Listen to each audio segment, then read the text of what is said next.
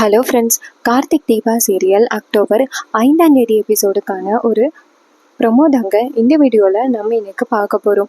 எபிசோடை ஸ்டார்ட் பண்ணுறதுக்கு முன்னாடி இந்த வீடியோவை மறக்காமல் லைக் பண்ணிக்கோங்க. உங்களுடைய ஒவ்வொரு லைக்கும் அடுத்து வீடியோ போடுறதுக்கு எங்களுக்கு கொஞ்சம் இன்ட்ரெஸ்டிங்காகவும் என்கரேஜிங்காகவும் இருக்கும். எபிசோட் எப்படி ஸ்டார்ட் ஆகுதுன்னா, ஃபஸ்ட்டு நம்ம கீதாவை காமிக்கிறாங்க. கீதா நேராக கார்த்திக்கிட்ட வந்து கேட்குறாங்க, கார்த்திக் சார், நம்ம பண்ணுற இந்த பிளான் ஒர்க் அவுட் ஆகுமா அப்படின்னு. அதுக்கு கார்த்தி சொல்கிறாரு, இங்கே பாருங்க, அதெல்லாம் கண்டிப்பாக ஒர்க் அவுட் ஆகும். ஐஸ்வர்யா மட்டும் உண்மையை சொல்லிட்டா போதும், அதுக்கப்புறம் ஈஸியாக தீபா எங்கே இருக்காங்களோ அதை கண்டுபிடிச்சிடலாம் அப்படின்னு. அப்போ கீதா சொல்கிறாங்க, சார் எனக்கு என்ன பயம்னா, தீபா மாதிரியே நான் நடிப்பேனா, அதான் சார் கொஞ்சம் பயமாக இருக்கு அப்படின்னு. அப்போ கார்த்தி சொல்கிறாரு, தீபாவை பற்றி நான் உங்ககிட்ட பல தடவை சொல்லியிருக்கேன். தீபா எப்படி பேசுவாங்க, எப்படி பிஹேவ் பண்ணுவாங்க, ஒவ்வொருத்தர்கிட்டையும் எப்படி நடந்துப்பாங்க அப்படின்னு உங்ககிட்ட தீபாவை பற்றி மட்டும்தான் நான் சொல்லியிருக்கேன். ஸோ அதனால உங்களுக்கு கண்டிப்பாக சுலபமாக இருக்கும். நீங்கள் தீபாவோட புடவையை கட்டிக்கிட்டு கொல்லை பக்கமாக வந்துடுங்க, நான் அம்மா கிட்ட தீபாவை கூட்டிகிட்டு வரேன் அப்படின்னு சொல்லிட்டு போகிறேன் அப்படின்னு கீதா சொல்கிறாங்க. என்ன சார், ஆன்ட்டி கிட்ட சொல்கிறீங்களா, ஆன்ட்டி ஏமாந்துட மாட்டாங்களா அப்படின்னு கார்த்தி சொல்கிறாரு. தீபாவை கண்டுபிடிக்கிறதுக்காக தானே இப்படிப்பட்ட ஒரு வேலையை பண்ணுறேன், அதனால நீ கவலைப்படாத அப்படின்னு. இதை கேட்டுட்டு கீதாவும் சரிங்க சார் நான் கிளம்புறேன் அப்படின்னு சொல்ல கார்த்தி சொல்கிறாரு, அதுக்கு முன்னாடி நம்ம இன்னொருத்தரோட ஹெல்ப் தேவைப்படுது அப்படின்னு கீதா கேட்குறாங்க. யாருடைய ஹெல்ப் சார் அப்படின்னு.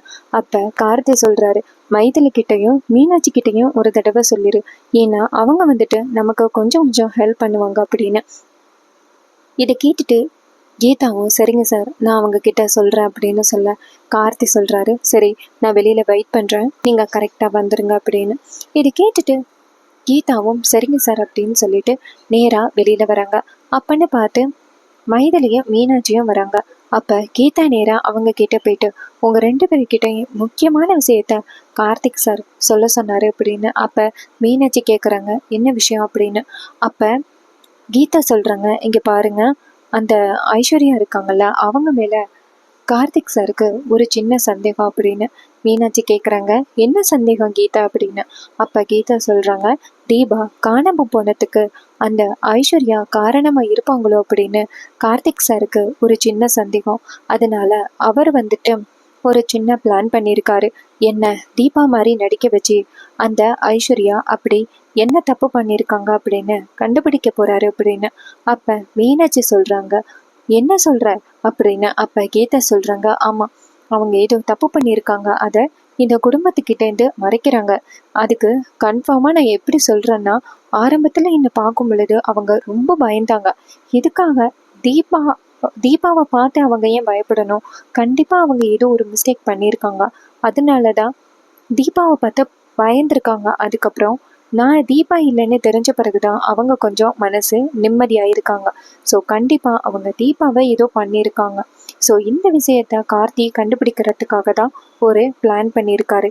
இதுக்கு நீங்கள் ஒரு சின்ன ஹெல்ப் பண்ணணும் அப்படின்னு மீனாட்சி கேட்குறாங்க. அந்த ஐஸ்வர்யா மேலே எனக்கும் ஆரம்பத்துலேருந்து சந்தேகமாக தான் இருக்குது.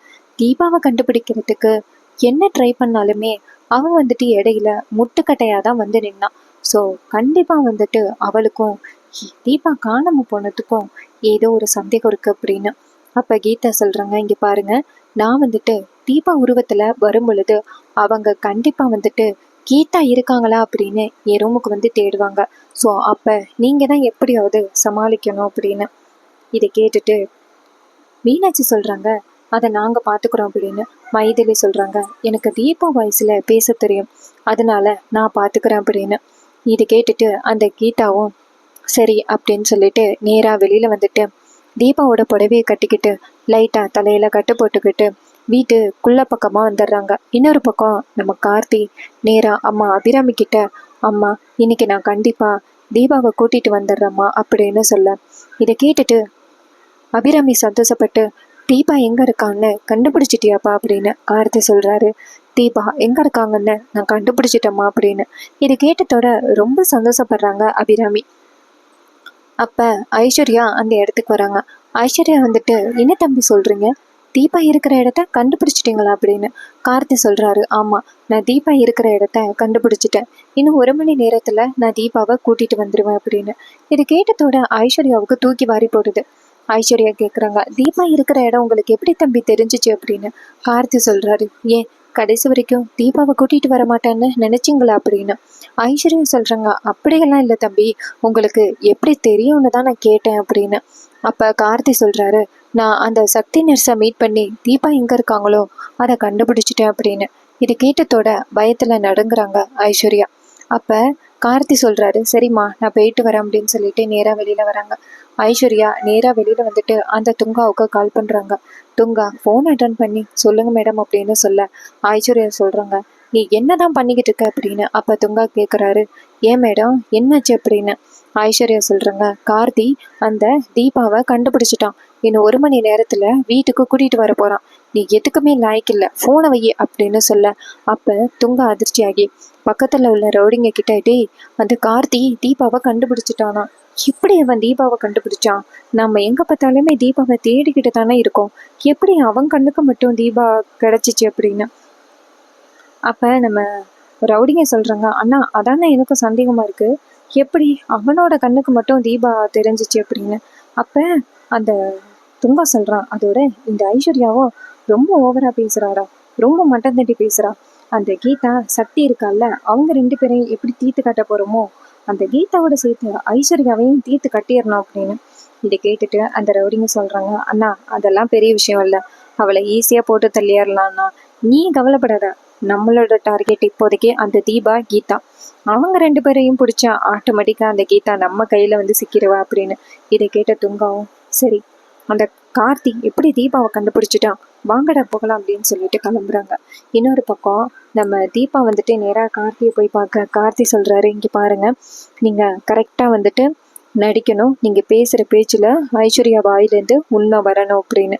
இதை கேட்டுட்டு கீதா சொல்கிறாங்க, சார் அதை நான் பார்த்துக்கிறேன், நான் பேசுகிற பேச்சில் இன்னைக்கு ஐஸ்வர்யா என்ன ஆக போகிறாங்கன்னு மட்டும் பாருங்க அப்படின்னு. இது கேட்டுட்டு கார்த்தியும், சரி வாங்க போகலாம் அப்படின்னு சொல்லிட்டு நேராக வீட்டுக்கு கிளம்புறாங்க. அப்போ வெளியில் கார் சத்தம் கேட்குது.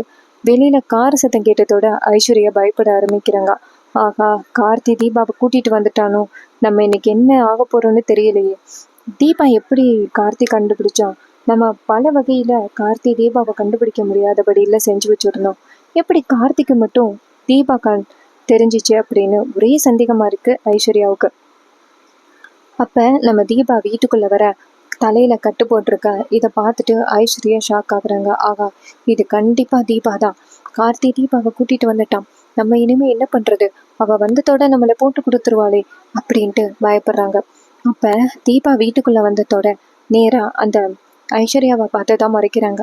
ஐஸ்வர்யா நினைக்கிறாங்க, ஆஹா இவன் நம்மளை முறைக்க ஆரம்பிச்சிட்டா, ஸோ கண்டிப்பாக இவ தீபா தான், என்ன நடக்க போகுதுன்னு தெரியலையே அப்படின்னு பயப்படுறாங்க அந்த ஐஸ்வர்யா. அப்போ நம்ம தீபாவை பார்த்ததோட அபிராமி சந்தோஷப்பட்டு ஓடி போய் தீபாவை கட்டி பிடிச்சி, வாமா தீபா, இத்தனை நாளும் நீ எங்கம்மா இருந்த, ஏமா வீட்டில் உள்ள எல்லாரையுமே இப்படி தவிக்க விட்டுட்டு அப்படின்னு. அப்போ தீபா சொல்கிறாங்க, அத்தை இத்தனை நாள் நான் வீட்டுக்கு வராமல் இருந்ததுக்கு காரணமே இந்த ஐஸ்வர்யா தான் அத்தை அப்படின்னு.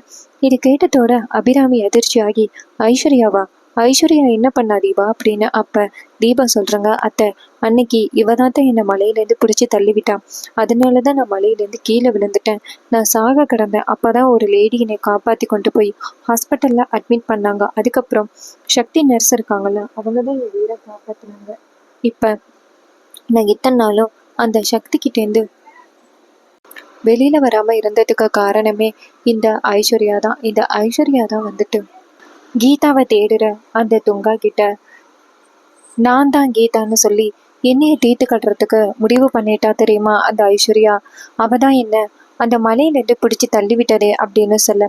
இதையெல்லாம் கேட்டுட்டு அபிராமி செம டென்ஷன் ஆகுறாங்க. ஐஸ்வர்யா சொல்கிறாங்க, அத்தை இவ சொல்கிறது எல்லாமே பொய்த்த, இது எதையுமே நம்பாதீங்க, உங்ககிட்டேருந்து என்னை பிரிக்கிறதுக்காக தான் அவள் எப்படி பண்ணுறா அப்படின்னு. அப்போ கார்த்தி சொல்கிறாரு, நிப்பாட்டிங்க ஐஸ்வர்யா அண்ணி, நீங்கள் எப்படிப்பட்ட வேலையை பார்த்துருக்கீங்கன்னு எனக்கு தெரியும், இத்தனை நாளும் அண்ணங்கிட்ட நான் சொல்லாமல் இருந்ததுக்கு காரணமே நீங்கள் அந்த தப்பு பண்ணியிருக்க மாட்டீங்க அப்படின்னு ஒரு நம்பிக்கையில் தான் நான் நினச்சிக்கிட்டு இருந்தேன், ஆனால் நீங்கள் எப்படிப்பட்ட ஒரு வேலையை பண்ணியிருப்பீங்கன்னு இப்போ தான் எனக்கு தோணுது, தயவு செஞ்சு இனிமே நீங்கள் பேசாதீங்க, இனிமே பெண் போலீஸ்கிட்ட விஷயத்தை சொல்லிக்கோங்க அப்படின்னு. இது கேட்டதோட அதிர்ச்சி ஆகுறாங்க அந்த ஐஸ்வர்யா. ஐஸ்வர்யா நேராக கார்த்தியை பார்த்து கெஞ்சுறாங்க, கார்த்தி தம்பி தயவு செஞ்சு என்னை மன்னிச்சிருங்க தம்பி, நான் வந்துட்டு அந்த தப்பு பண்ணலை தம்பி, இது எல்லாத்துக்கும் காரணம் அந்த ரியாவும் ரம்யாவும் தான், நான் இல்லை தம்பி அப்படின்னு. ஆனால் கார்த்தி சொல்கிறாரு, இங்கே பாருங்க, இதுக்கு மேலே ஏதாவது பேசுனீங்கன்னா அவ்வளோதான் அப்படின்னு சொல்ல, இதை கேட்டுட்டு ஐஸ்வர்யா சொல்கிறாங்க, நிறுத்துங்க, நான் தான் தீபாவை கொலை பண்ண முயற்சி பண்ணேன் அப்படின்னு. இது கேட்டதோட கார்த்தி சொல்கிறாரு, சபாஸ், இதைத்தான் எதிர்பார்த்தேன், கைது செய்யுங்க இந்த ஐஸ்வர்யாவை அப்படின்னு சொல்கிறாரு கார்த்தி.